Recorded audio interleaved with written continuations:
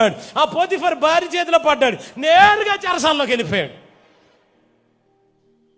బహుశా అక్కడ చెరసాల్లోకి వెళ్ళిన తర్వాత కూడా కళ్ళలో కడ తెచ్చినావా,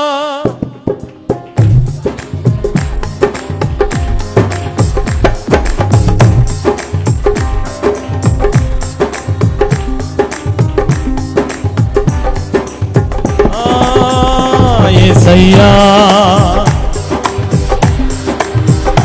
యేసయ్యా. అసలు నీకు బెంగేయట్లేదా? తండ్రి ప్రేమకు దూరం అయిపోయి, అన్నల పగ దగ్గర అయిపోయావు, మొత్తం చివరాఖరికి వెళ్ళిపోయి చెరసాల్లో పడిపోయావు, అయినా పాటలు పాడుతున్నావు. అసలు ఏంటి నీ ధైర్యం? అయినా సంతోషంగా ఉన్నావు, బాధ అయ్యట్లేదా? ఇంటి మీద బెంగేయట్లేదా?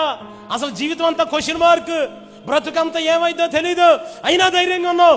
ఏంటి నీ ధైర్యం?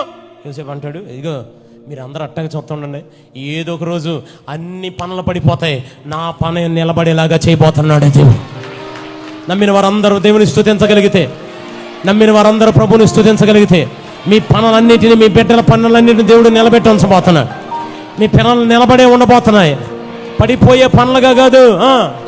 హల్లెలూయా హల్లెలూయా. పరిశుద్ధాత్ముడు ఎవరితో మాట్లాడుతాడు? సొంత అన్నలే 16 సంవత్సరాలు యోసేపు చేతిని అన్నానికి దూరం చేశారు.